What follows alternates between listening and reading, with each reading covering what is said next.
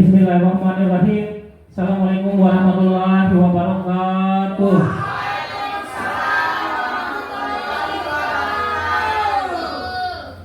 Terima kasih Bapak Ibu guru hebat SMA Negeri 1 Taliwang sudah menghadiri undangan kami. Semoga Bapak Ibu kegiatan hari ini telah menghadiri acara kami akan dicatat sebagai amal jariah dan akan ditempatkan Bapak Ibu di surga. Amin amin ya rabbal alamin.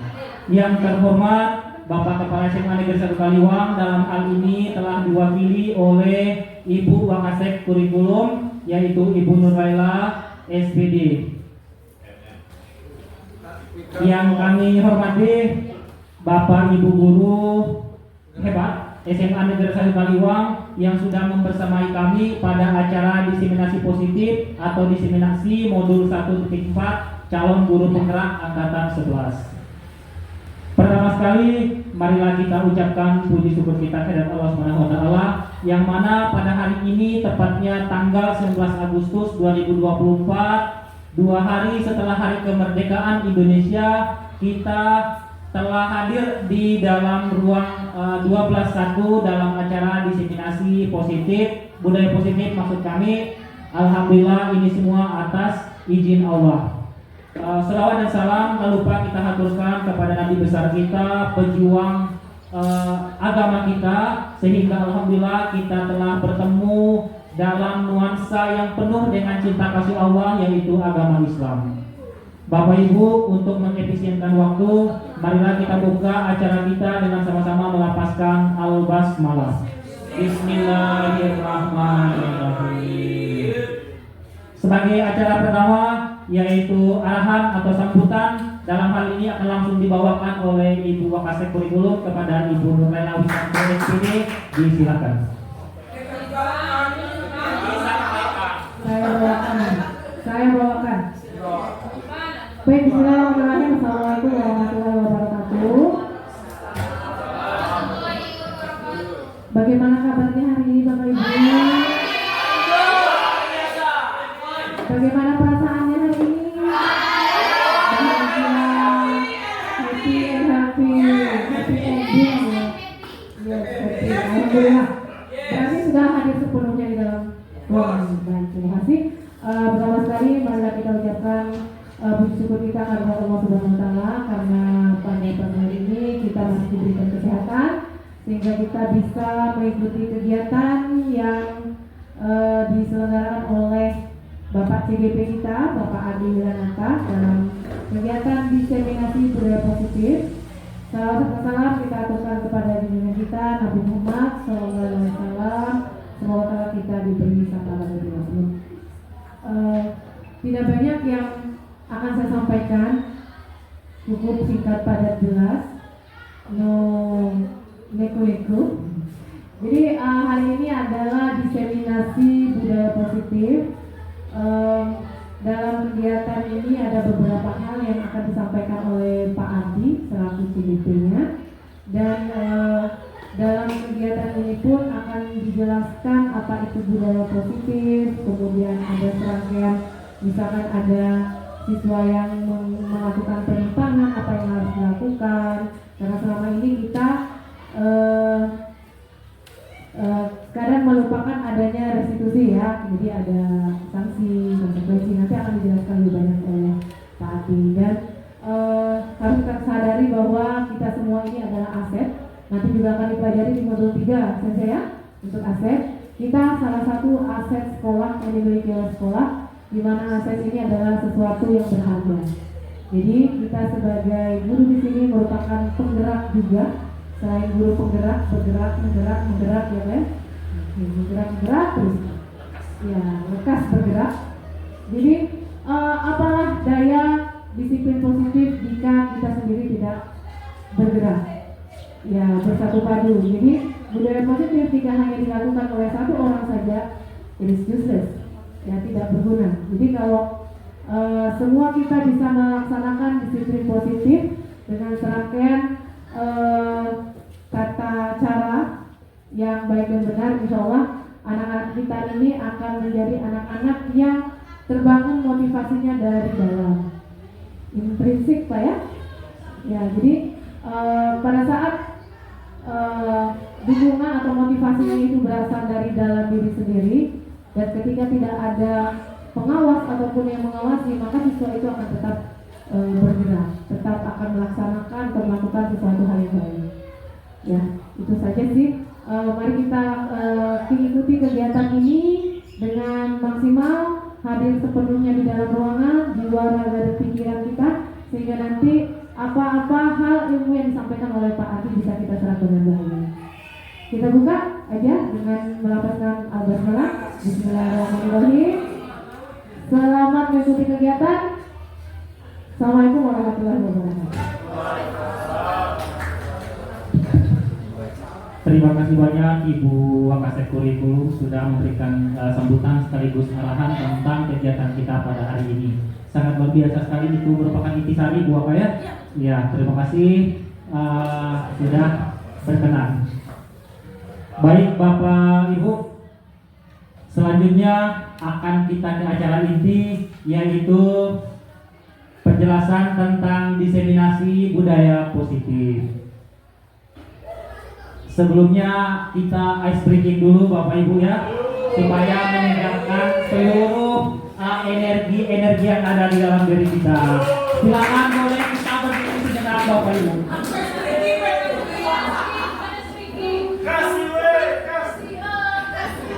Namun sebelumnya saya akan mengucapkan terima kasih yang sangat besar sekali, sudah ada rekan sejawat saya Pak Sulkarnain selalu mendampingi, menyediakan semua fasilitas. Tepuk tangan dong buat Pak Sulkarnain. Besok akan daftar menjadi calon guru penggerak angkatan 12 bersama Ibu Linda. Oke, Bapak Ibu, instruksinya adalah kita ice breaking dulu. Ice breaking yang pertama, tolong Bapak Ibu hadap ke teman di sampingnya, saling berhadapan.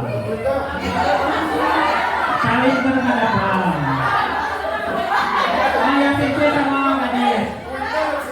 Sudah ya? Boleh. Aku sama Pasek nanti tinggi jam ada.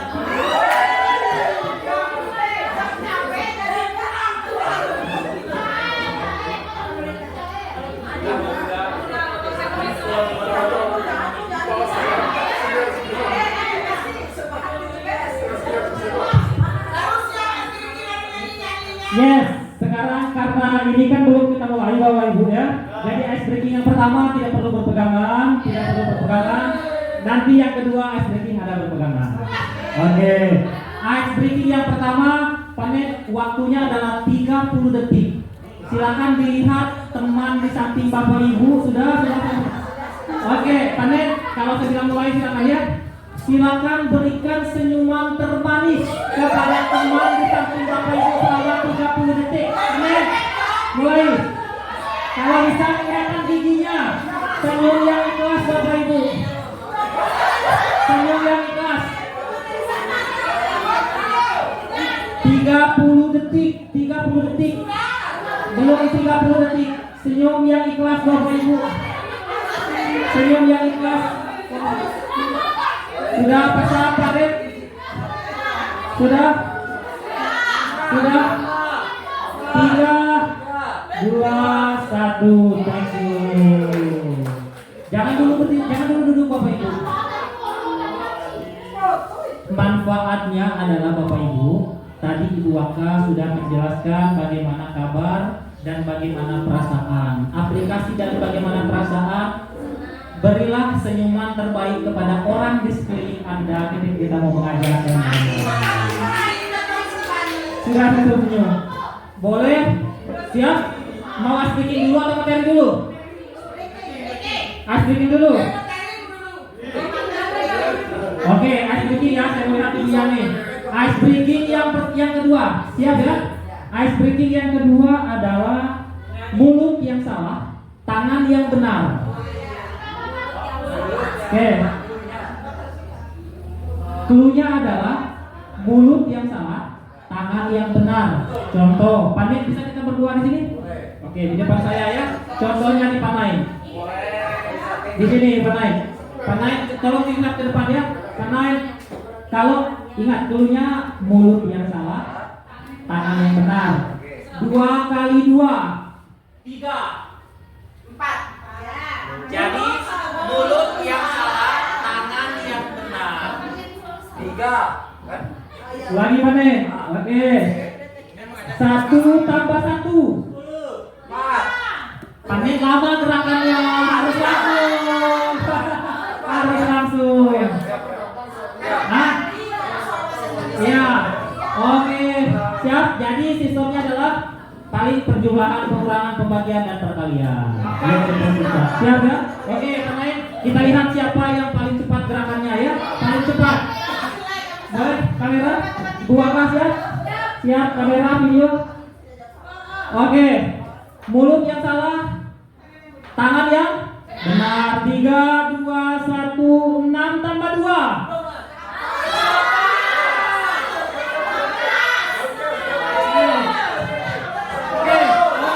Oh, benar. Oke.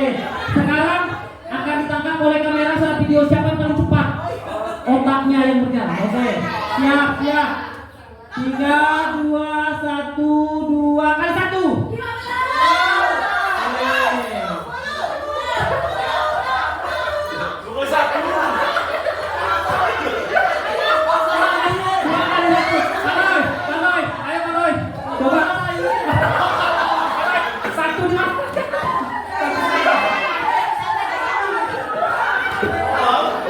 Cepat. Memang begitu ibu, refleks harus kepala. Harus cepat. Oke, ulangi ya, siap. Siap, Bapak Ibu, tertangkap kamera, Ibu Dani siap, pasal paret bisa dipraktekkan di kelas di jam-jam rawan. Siap. Pak Roy, 1 kali 1 jangan sembunyi di bawah sana, harus kelihatan semua. Oke. Kita mulai. 1, 2, 3, 6 bagi 2. Oke, keras. Bapak Ibu hebat. Berapa Ibu terus?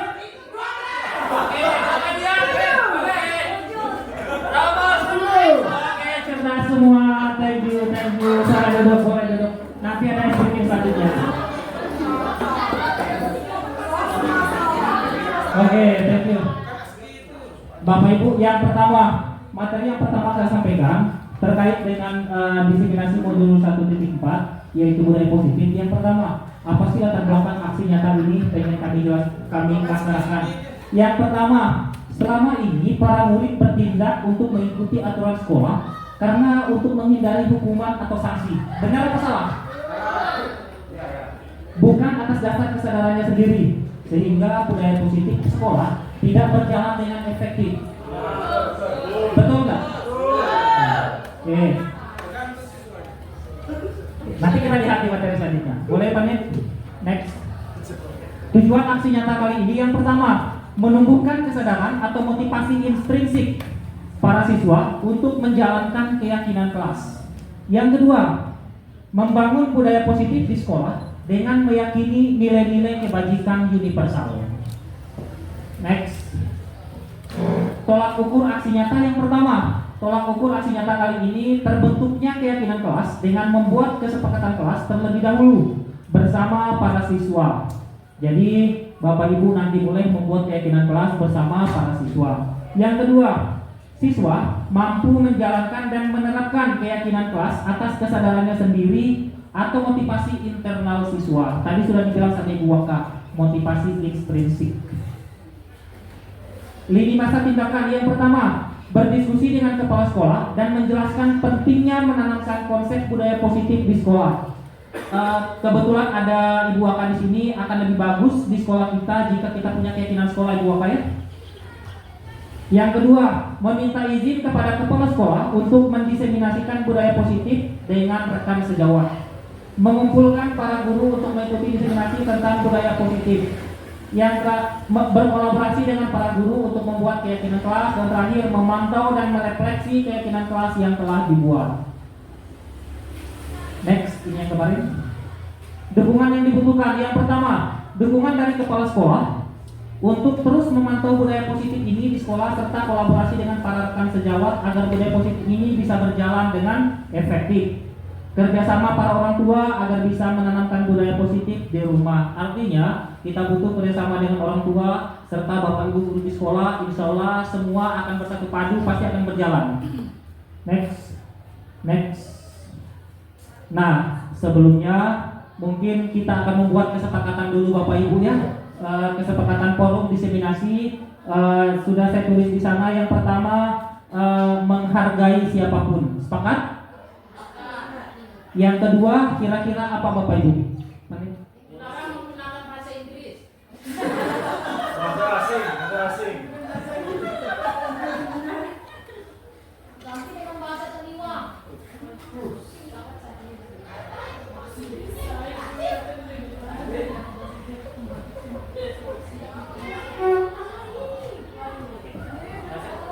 Boleh bapak ibu masukannya, kita akan membuat kesepakatan diseminasi dulu. Yang kedua kira-kira apa bapak ibu?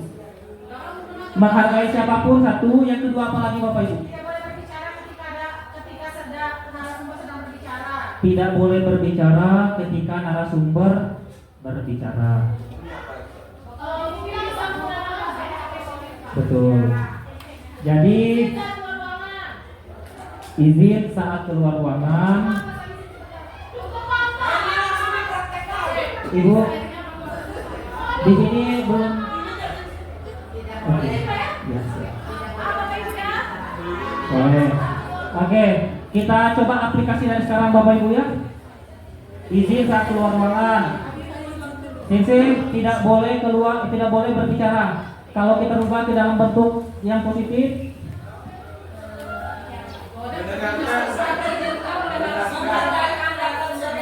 Menghargai pendapat siapapun. Menghargai siapapun yang tidak merokok sama aja nomor satu. Betul. Ya, nanti kita revisi bapak. Selanjutnya berbicara saat disilahkan. Begitu sensei. Ada lagi masukan bapak ibu dari Ibu Teti, Ibu Titik, Ibu Dian? Bisa dengan siswa nanti dibuat kesepakatan bapak ibu. Apalagi Farid? Tidak membuat forum dalam forum. Tidak membuat forum dalam forum, artinya menghargai siapapun. Nah betul, menghargai pendapat. Bagaimana Pak Sob? Menggunakan bahasa yang sopan dan santun dalam berkomunikasi. Berbahasa yang sopan dan santun dalam berkomunikasi. Jangan rese, Tidak boleh berhubungan sesama jenis.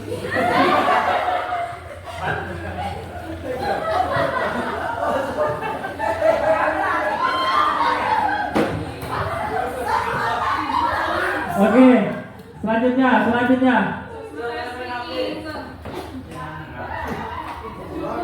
HP di silent. Oke, cukup Bapak Ibu ya. Saya baca sekali lagi Bapak Ibu ya, izin. Kesepakatan forum diseminasi kita yang pertama menghargai siapapun, sepakat? Izin saat keluar ruangan. Menghargai pendapat. Berbicara saat diizinkan. Berbahasa yang sopan dan santun dalam berkomunikasi. Oke. Terima kasih Bapak Ibu. Selanjutnya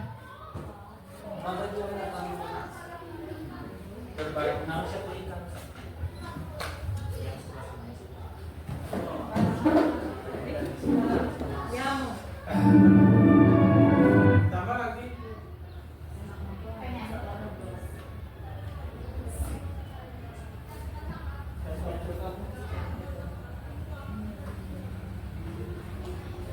ini agenda kita Bapak Ibu hari ini. Yang pertama, perubahan paradigma belajar. Yang kedua, disiplin positif, motivasi perilaku manusia, keyakinan sekolah atau kelas, kebutuhan dasar manusia, posisi kontrol restitusi, dan segitiga restitusi. Jadi kita sebagai Bapak Ibu guru, insya Allah ketika kita sudah memiliki kemampuan atau pemahaman tentang ini, insya Allah kita dan siswa akan menjadi manusia yang bermanfaat. Next. Yang pertama Bapak Ibu, perubahan paradigma belajar.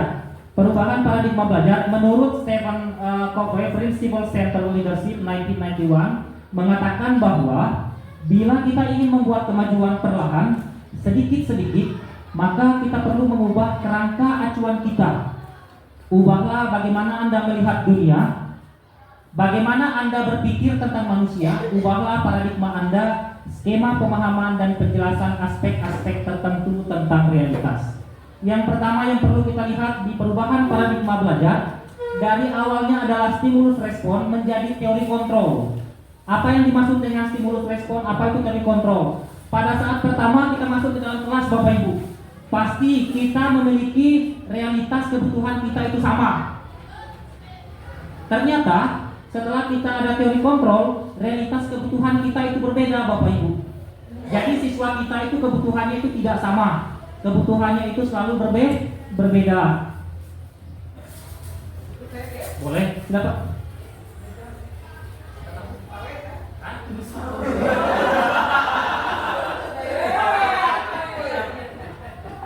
Pak Didi di depan kayaknya.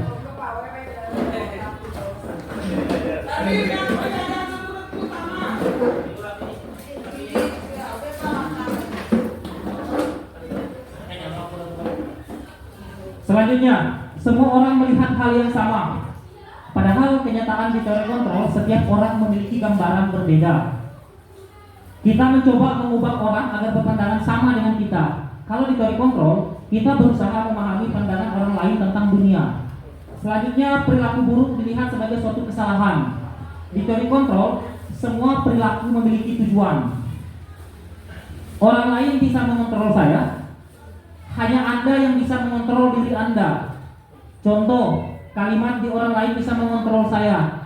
Ketika ada sesuatu yang berharga di tangan kita ambil aja contoh emas. Siapa yang akan membuka kepal tangan kita? Orang lain atau kita? Ketika kita ambil contoh, Pak Didi mengatakan ke saya, ada emas di tangan saya. Pak Ardi, minta tolong dibuka tangannya, ada yang berharga di tangan saya. Maka saya tidak akan mau membuka sesuai dengan apa yang saya pahami misalnya. Begitu pula dengan Pak Abidin. Bagaimanapun cara membujuk, merayu dan lain sebagainya nanti akan dibahas di posisi kontrol. Next, saya bisa mengontrol orang lain. Di teori kontrol, Anda tidak bisa mengontrol orang lain. Selanjutnya, pemaksaan ada pada saat bujukan gagal. Di teori kontrol, kolaborasi dan konsensus menciptakan pilihan-pilihan baru. Selanjutnya, model berpikir menang kalah. Di teori kontrol, model berpikir menang-menang. Selanjutnya,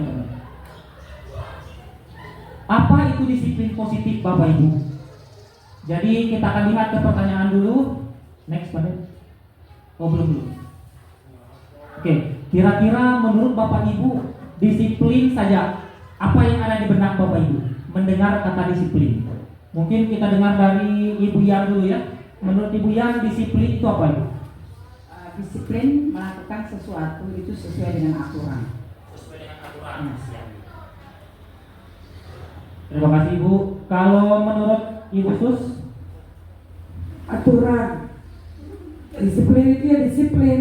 Kita memperketat diri kita sendiri. Itu disiplin menurut saya. Terima kasih. Kalau menurut Pak Mul, disiplin itu apa Pak? Sama dengan Ibu Yan. Oke, ada sudah hadir Pak Waka. Bagaimana menurut siapa? Kalau Disiplin itu cabang. Cabang. Saya Pak. Disiplin ilmu. Baik. Guru bahasa. Yang pertama, ya, jadi taat pada aturan. Kemudian yang kedua, artinya kalau umpamanya bisa saja seperti tepat waktu. Kemudian efisien, efektif, itu juga sama dengan disiplin manusia. Efisien, efektif, terima kasih. Kita beralih ke guru BP, Ibu Dian. Bagaimana menurut Sia tentang mendengar kata disiplin? Disiplin itu adalah melaksanakan sesuatu tepat pada waktunya.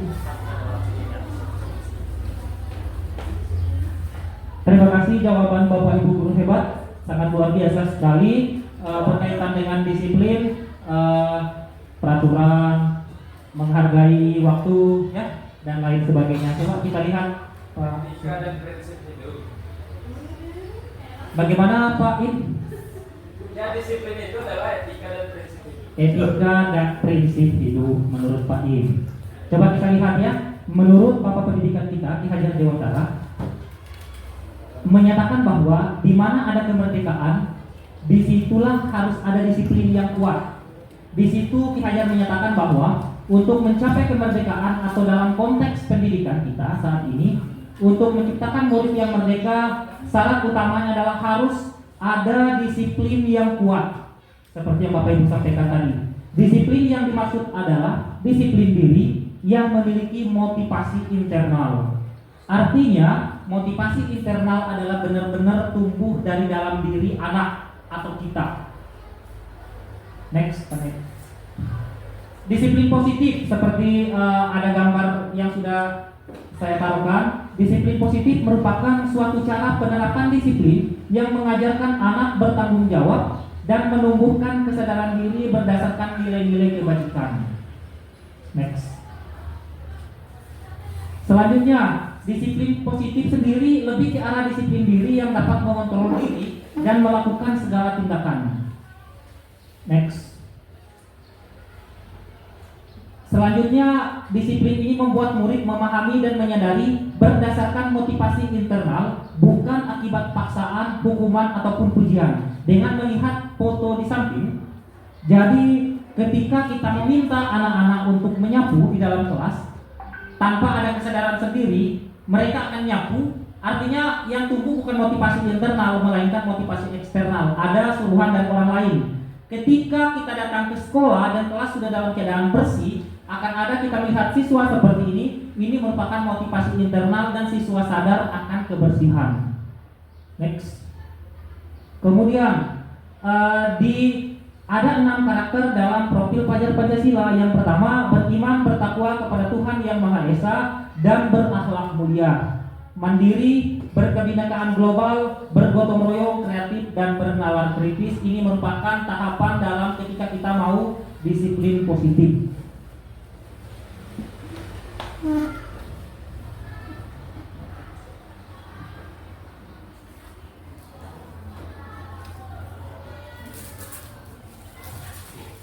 Sekarang kita ke motivasi perilaku manusia.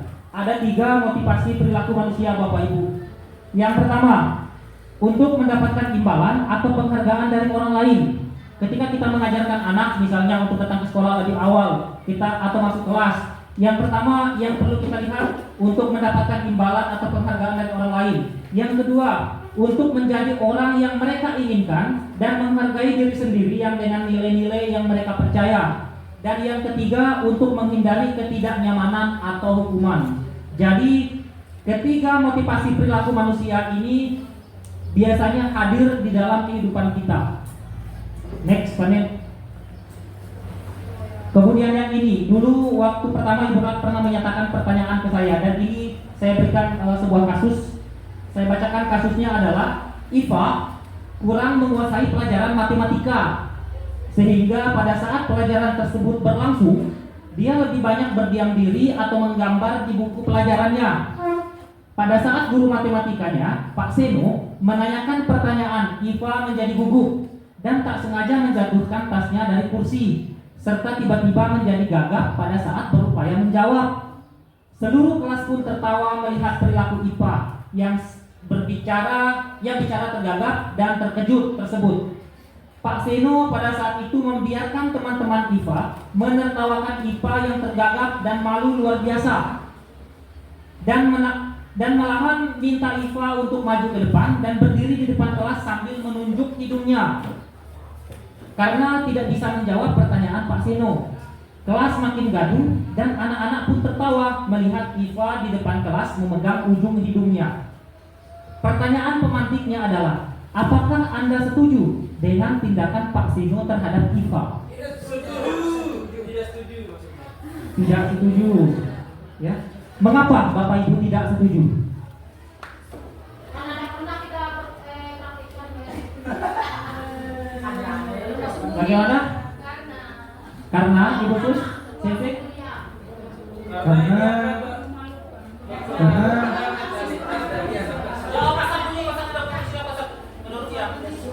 Guru sosiologi terima kasih. Assalamualaikum warahmatullahi wabarakatuh. Jadi kasus yang pernah kita baca bahwa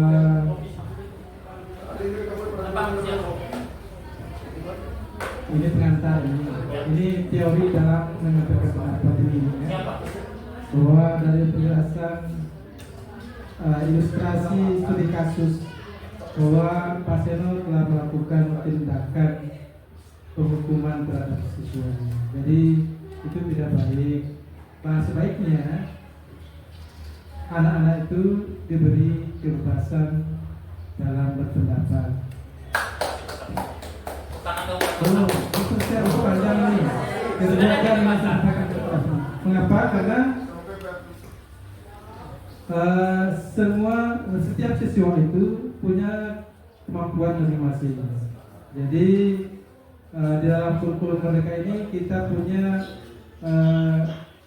minat yang beda, sehingga dalam menempatkan anak itu perlu adanya sikap saling menghargai. Jadi tidak dengan cara menghukum di depan kelas. Ini supaya kita nanti sama-sama menerapkan dalam kegiatan PBS kita, sehingga siswa pun termotivasi untuk dalam hal kita harus menghargai pendapat orang lain. Pendapat itu bisa dalam arti memberikan kebebasan dalam bertindak anak dalam kelas, sehingga anak itu tidak merasa tereliminasi, merasa termarginal dalam kehidupannya. Terima kasih Assalamualaikum warahmatullahi wabarakatuh. Waalaikumsalam warahmatullahi wabarakatuh. Terima kasih peserta selanjutnya coba. Terima kasih atas kesempatannya. Saya setuju sekali dengan apa yang diungkapkan oleh Pak Safarudin.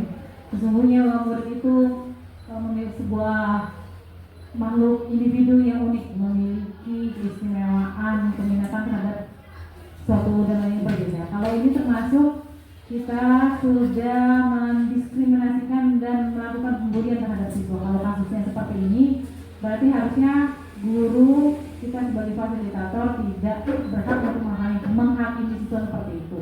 Tentu saja ini ada latar belakang ketika si siswa ini tidak bisa, berarti ada latar belakang yang harus kita pelajari. Ada banyak, nanti mungkin akan disampaikan oleh Pak Ari juga bagaimana caranya yang secara benar ya. Sebenarnya ini Bapak Ibu juga semuanya sesuai dengan RHK yang dipilih kemarin kan rata-rata memilikinya disiplin positif. Untuk penerapan disiplin positif itu dalam proses pembelajaran. Nanti ada juga teori-teori yang akan saya jabarkan. Ya, jadi sesungguhnya adalah kita harus bisa bersikap sebagai seorang manajer, bukan sebagai penghukum di dalam suatu kelas. Terima kasih. Terima kasih Sensei. Jawaban dari Sensei dan Pasar sangat luar biasa. 12-an lewat. Ya, ada juga seperti. Tapi mungkin juga ada kasus-kasus lain yang memang membuat mereka tertidur seperti itu. Sekarang kita ke selanjutnya, posisi kontrol atau restitusi yang terakhir kayaknya ya. Ini Bapak Ibu, silakan Bapak Ibu kita melihat diri kita di materi posisi kontrol. Kita berada di posisi mana Bapak Ibu? Yang pertama, ada guru sebagai penghukum. Yang kedua, guru sebagai pembuat rasa bersalah, guru sebagai teman, guru sebagai pemantau, guru sebagai manajer. Kira-kira Bapak Ibu berada di posisi mana? Semuanya. Jadi kalau saya semuanya, kadang saya mendukung, kadang saya membuat rasa bersalah, kadang saya sebagai teman, kadang saya sebagai pemantau, kadang juga saya sebagai manajer. Jadi semua itu saya lakukan, ada di saya. Semuanya kadang-kadang gitu. Yang paling banyak Pak Bisi di mana? Di semuanya. Di semuanya. Jadi anak-anak itu Tergantung kondisi Pak ya? Tergantung kondisi. Tergantung kondisi. Cuma yang paling banyak saya hukum di lapangan. Kalau dalam kelas saja saya main dia. Siap. Jadi begini Pak Ardi, penerapan guru penggerak itu saya pikir SMA 1 lebih duluan ya, SMA 1 Mataram. Terus apa dibilang anak saya di sana? Pak, kok SMA 1 itu gitu ya? Iya, anak SMA 1 memang begitu. Masa kita upacara anak-anak main HP, terus bagaimana gurunya? Cuek-cuek aja. Gurunya itu nggak mau cari masalah, saya bilang kan begitu. Coba tegur. Oh, ditenteng sama orang tuanya terus. Akhirnya kemarin habis upacara, kalau teman-temannya main HP semua, banyak. Kalau misalnya gurunya teriak, nggak terus main HP dia. Dibilang teman karena dia kan penulis, biasa penulis itu kan ketat ya. Jadi tertib. Anak-anak bawa HP di sekolah, kalau di SMP kan enggak. Begitu dia kesana kaget dia. Kok teman-teman bawa HP? Terus kalau bawa HP, bawa juga. Cuma enggak saya mainkan, kan begitu. Artinya ternyata setelah dia di sana, saya pikir 180 derajat cara berpikirnya. Dengan melihat kondisi di sana, di mana guru itu mencari aman, gitu kan, tak mau masalah, nggak mau ditegur. Kemarin habis upacara anak berantem sehingga orang tuanya turun tangan, ada di WA. Jadi ditarik, diseret, dimasukkan ke dalam kelas, kemudian dipukul. Habis upacara itu di SMA 1 Mataram, saya pikir SMA 1 Mataram itu disiplin, ternyata jauh. Ya. Jam 7.15 itu anak-anak masih berkeliaran. Jam 7.30 baru mereka masuk. Saya bilang, memangnya tidak ada kesepakatan kelas? Ada kesepakatan kelasnya. Ya kesepakatan keyakinan ya sudah keyakinan. Jangankan keyakinan terhadap Tuhan yang Maha Esa, keyakinan kelas yang dibikin manusia, keyakinan terhadap Tuhan yang Maha Esa saja dilanggar, gitu kan? Maksudnya diajak sholat, diajak kita ngerti masalah surga, masalah neraka, ya urus dia itu. Kemudian itu kan kesepakatan manusia. Saya bilang, kamu percaya tak janji Allah? Saya bilang, kamu percaya tak? Ya percaya. Janji Allah itu pasti dari matahari yang terbit ke timur. Iya, karena satu saat matahari terbit ke barat, gitu ya. Jadi Allah, kok kamu lebih yakin dengan janji caleg, dengan janji atau kesepakatan bersama, bilang kan begitu. Keyakinan mutlak kamu kan abaikan. Keyakinan kelas, artinya keyakinan manusia itu. Dia lebih yakin kepada keyakinan manusia itu daripada keyakinan Tuhannya. Gitu. Jadi muncul di benak anak-anak bahwa mereka sudah tidak takut. Jangan takuti anak-anak sekarang dengan surga neraka. Jangan. Sudah ada surga neraka itu. Mereka. Takutilah mereka itu dengan kebaikan, kebajikan, gitu kan. Jangan dengan konsekuensi yang diterima, gitu kan. Kalau surga neraka, malaikat ini, malaikat itu baru urus. Mana mau diurus anak-anak itu tidak ada surga neraka. Itu akibat guru bergerak, gitu kan. Jadi nilai-nilai itu sudah makin menjauhkan, termasuk nilai moral, nilai keagamaan itu sudah mulai terkuras. Kita mengarah ke model apa ya? Materialisme. Mematerialkan akhirat, surga neraka itu mau dimaterialkan ya. Sepertinya seperti itu. Jadi menggerus keyakinan terhadap Tuhan yang Maha Esa itu sudah nggak ada sebenarnya. Oke, terima kasih. Terima kasih Bapak Bisin, wawasan baru lagi nih diberikan kepada kita. Next, lanjut Bapak Ibu ya. Jadi posisi kontrol yang tadi Bapak Ibu, yang pertama posisi kontrol misalnya karena ada 5 posisi kontrol Bapak Ibu ya. Yang pertama misalnya di penghukum, guru berbuat seperti apa? Kalau di penghukum biasanya guru cenderung menggunakan kalimat menghardik, menunjuk, menyakiti dan menyindir. Ya, kalau guru pembuat merasa bersalah biasanya berceramah menunjukkan kekecewaan yang sangat mendalam. Selanjutnya kalau guru sebagai teman biasanya membuatkan alasan-alasan untuk muridnya. Kalau guru sebagai pemantau menghitung dan mengukur. Yang terakhir guru sebagai manajer mengajukan pertanyaan-pertanyaan. Biasanya akan meninggalkan kesan yang sangat mendalam ketika kita berada di posisi yang ini sebenarnya. Kalau di teori posisi kontrol guru. Next.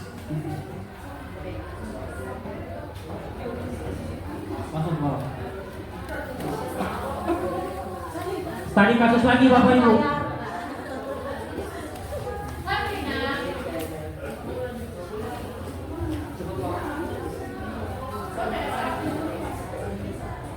Oke, next, lanjut. Segitiga restitusi, materi terakhir Bapak Ibu. Segitiga restitusi.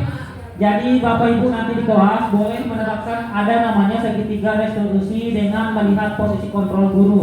Yang pertama, di segitiga restitusi ini seperti ini Bapak Ibu. Satu, yang pertama menstabilitaskan identitas.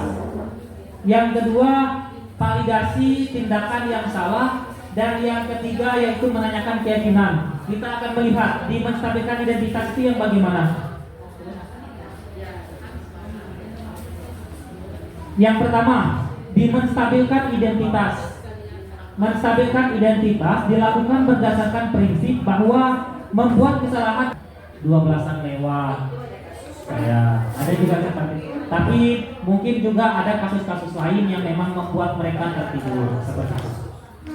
Sekarang kita ke selanjutnya, posisi kontrol atau restitusi yang terakhir kayaknya ya. Ini Bapak Ibu, silakan Bapak Ibu kita melihat diri kita. Kita melihat diri kita di materi posisi kontrol. Kita berada di posisi mana Bapak Ibu? Yang pertama, ada guru sebagai penghukum. Yang kedua, guru sebagai pembuat rasa bersalah. Guru sebagai teman. Guru sebagai pemantau. Guru sebagai manajer. Kira-kira Bapak Ibu berada di posisi mana? Semuanya. Jadi kalau saya semuanya, kadang saya mendukung, kadang saya membuat rasa bersalah, kadang saya sebagai teman, kadang saya sebagai pemantau, kadang juga saya sebagai manajer. Jadi semua itu saya lakukan, ada di saya. Terima kasih banyak Pak Mulyadi. Memang di sini ada dua Pak Mulya. Jadi kalau dulu Bapak Ibu, mungkin Bapak Ibu pernah ingat di kelasnya anak-anak Bapak Ibu atau waktu kita SD dan lain sebagainya, kita punya yang namanya peraturan. Nah sekarang dipakai itu kesepakatan kok. Kenapa? Karena kata kesepakatan itu adalah milik secara bersama antara siswa dan guru. Jadi sudah tidak ada lagi kata peraturan di dalam kelas. Karena peraturan itu bersifat memaksa dan kesepakatan itu bersifat kerja secara bersama karena hasil dari musyawarah secara bersama. Kira-kira seperti itu Pak Mul. Memang ada kesepakatan Pak Mul. Dan ada kesepakatan kelas memang yang kita pakai. Terima kasih Bapak Ibu. Terima kasih banyak atas masukan, atas kehadiran Sia pada kesempatan ini di Budaya Positif modul 1.4. Terima kasih banyak. Semoga sekali lagi saya doakan Bapak Ibu akan menjadi amal jariah Bapak Ibu, akan kita berada di surganya Allah dengan hadirnya di kegiatan pada hari ini. Terima kasih Bapak Ibu. Wassalamualaikum warahmatullahi wabarakatuh. Bapak